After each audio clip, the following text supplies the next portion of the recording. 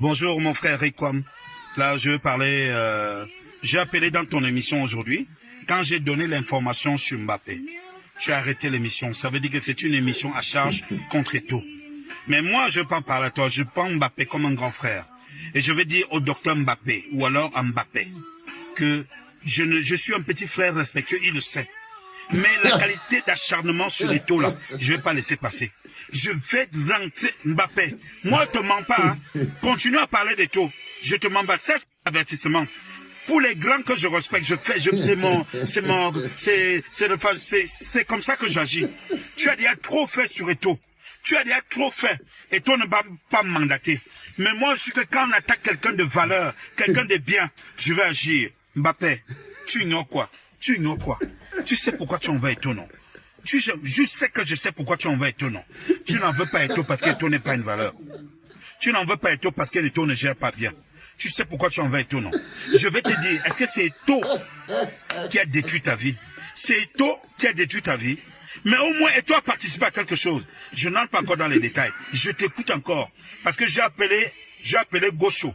J'ai appelé les aînés, j'ai appelé Félix. On m'a dit de t'observer encore. Je te jure, grand, je vais t'étaler. Je vais t'étaler. Si tu veux, on rentre dans la boue. Si tu veux, tu pètes, je pète. Docteur Mbappé, continue.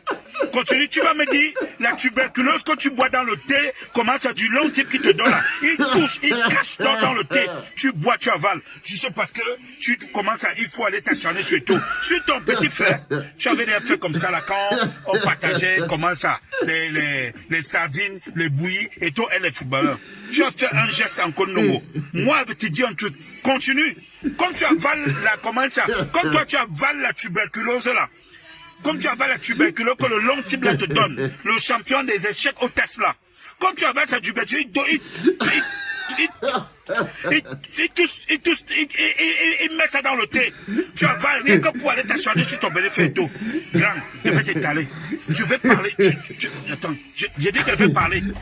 Et en ce moment-là, quand quelqu'un d'un Congo ne vient même pas lui dire ça que petit frère, qu'est-ce que tu as fait comme ça là? Je dis que je vais pousser. Je vais pousser. Tu sais non? Attends, grand, continue. Parle encore d'Eto'o. Ce n'est pas la magie là. Moi, défends les valeurs. Parle encore d'Eto'o. Toi, tu as même mangé, vous mangez. Les gens qui ne mangent pas, on est là pour que les choses avancent. Tu t'attardes sur un enfant. Tu crois qu'on est là avec Eto'o parce qu'il y a un intérêt financier? Tu avais les gens. Non. Continue, grand, Mbappé. Bonjour les enfants. Bonjour les enfants. C'est papa. Bienvenue dans le 3e podcast de la journée, les enfants. Bienvenue à la clinique.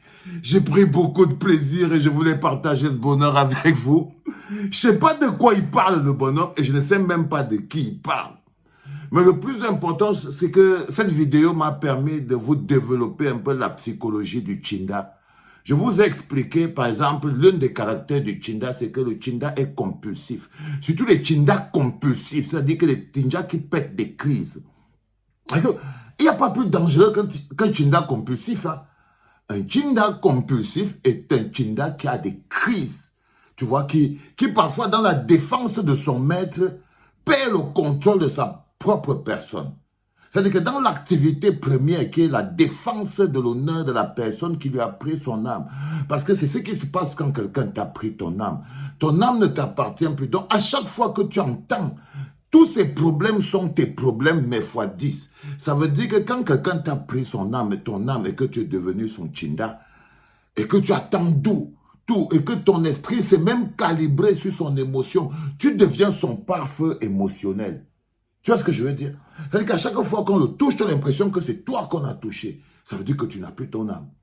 Et la plupart du temps, le Tchinda, c'est la première chose qu'il perd. Parce que, comme je vous dis toujours, le prix de l'âme, en fait, c'est... Il faut juste être accessible à la générosité du diable.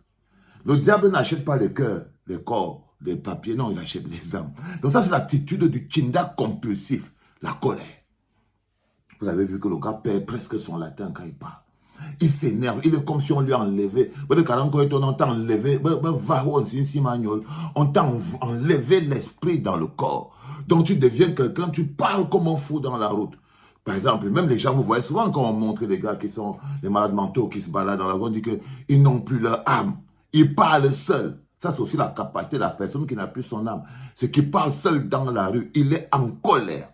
Il est en colère. Donc, je ne sais pas fondamentalement de pourquoi ce Chinda compulsif, il est en colère et tout. Mais je sais que c'est très lié à Samuel Eto'o.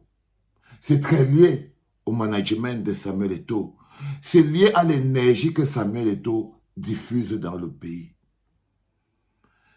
Tu vois, frère, je suis obligé de te le dire. C'est-à-dire que c'est toi la source de cette énergie. C'est toi la source. C'est-à-dire que c'est l'énergie que tu diffuses à l'intérieur du pays. Une énergie de division. Regarde celui-ci. Regarde celui-ci. Je te dis toujours que après quelque temps, on va te voir assis avec lui, assis dans ton jet privé, fier, en train de le remercier du bon travail qu'il fait sur Internet. Ça veut dire que toi-même, tu te nourris de ça. Tu te nourris de cette haine. C'est-à-dire que regarde comme il est. Oh, je ne sais pas contre qui il s'énerve. Hein. Mais personne ne devrait parler de ton nom en se mettant dans cet état de haine. Parce que tu es censé être quelqu'un qui est là pour mobiliser les Camerounais. Apporter un bonheur collectif. Mais regarde, frère. Regarde la petitesse de l'approche dans laquelle tu es piégé. Ça veut dire que c'est vraiment comme les gens qui n'ont... Regarde un peu ce qui se passe, cousin. Ça veut dire qu'on est vraiment dans un Cameroun divisé en deux. Je t'avais prévenu. Et tu sais, tu n'es même pas encore à l'heure de la facture, bro. Tu n'es pas encore à l'heure de la facture. Parce que les gars, ils sont encore en train de multiplier ta facture fois 2. Chaque fois que ce bonhomme ouvre la bouche, il te condamne de quelque chose. C'est-à-dire que quand il ouvre la bouche pour faire le tribalisme, il démontre ton côté tribaliste. Parce que quelqu'un qui n'est pas tribaliste, par exemple, ne peut pas supporter la proximité d'un tribaliste. Surtout si c'est quelqu'un qui s'exprime toujours 2 temps, 3 mouvements. Il a déjà versé. Moi, machin. Donc, si tu n'étais pas aussi mal élevé que ce bonhomme, tu ne pouvais pas marcher avec lui. Si tu n'avais pas les mêmes tas, Samuel Eto'o, si tu n'avais pas les mêmes tas que ce bonhomme qui est en train de parler là, si ce n'était pas ton frère en esprit, ton frère en karma, ton frère en machin, si tu n'étais pas exactement comme lui, si ton esprit n'était pas en accord avec son esprit à lui et sa manière de voir, il ne pourrait pas être à côté de toi. Tu ne pourrais pas être à autant l'assumer.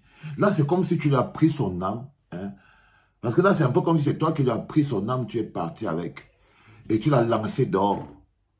Où est-ce que veut dire les enfants? C'est comme si tu lui as pris son âme, hein, et tu l'as lancé dehors, que va maintenant te battre. Et il se bat comme un décérébré. C'est-à-dire que quand il entend ton nom, il pète un câble. Quand il entend ton nom, il pète un câble. Personne ne devrait mettre les autres êtres humains dans cette situation. Quand tu mets un être humain dans cette situation, est-ce que tu trouves que c'est bien? Est-ce qu'il n'a pas sa vie? Est-ce qu'il n'a pas sa femme, ses enfants, ses propres problèmes? Comment il peut apparaître à la tête sur Internet comme si que lui n'existe pas? En fait, il est là, c'est toi son existence. C'est comme si tu l'as acheté. Est-ce que tu comprends ce que je suis en train de te dire, frérot? Ça veut dire que quand ce bonhomme ouvre la bouche sur Internet, c'est que de toi qui parle. Donc, c'est comme s'il n'a pas de vie. Tu vois, il n'existe pas. Il n'a plus son âme, il n'a plus son esprit. C'est comme si tu lui as tout pris ça. Tu prends l'âme de quelqu'un comme ça pour partir avec ça. Tu prends l'âme de quelqu'un comme ça pour partir avec ça. Ou tu t'encombres des choses comme ça pour partir avec ça. Regarde-le maintenant. Regarde tout le bruit qu'il fait sur ton passage. Regarde tout le bruit qu'il fait. Regarde tout le bruit. Je ne comprends. Il te sert à quelque chose. Non, frérot, rends-lui son âme. Rends-lui son âme. Rends-lui son âme, cousin. Ce gars va, quelque chose va... Rends-lui son âme, frère. Parce que là, c'est pas normal. Là, ce n'est plus normal. Ce n'est plus normal. Il faut que tu lui rendes son âme. Parce que là, s'il continue comme ça, il va se déshabiller un jour dans la rue. Qu'il retrouve sa vie. Qu'il retrouve son esprit. Rends-lui son âme et son esprit, bro. Parce que là, on est face à quelque chose qu'on ne pourra pas gérer. Mais c'est un exemple parce que ça me permet quand même de démontrer aux gens l'attitude. Quand vous verrez quelqu'un se comporter comme ça, il a atteint le stade de Chinda compulsif. Tout ce qu'on peut faire pour le sauver, c'est supplier la personne qui lui a pris son âme de la lui rendre. Parce que s'il ne la lui rend pas, ça va être très compliqué encore. Donc, s'il te plaît, Samuel, rends au bonhomme son âme. Ce serait déjà une bonne chose. C'était papa.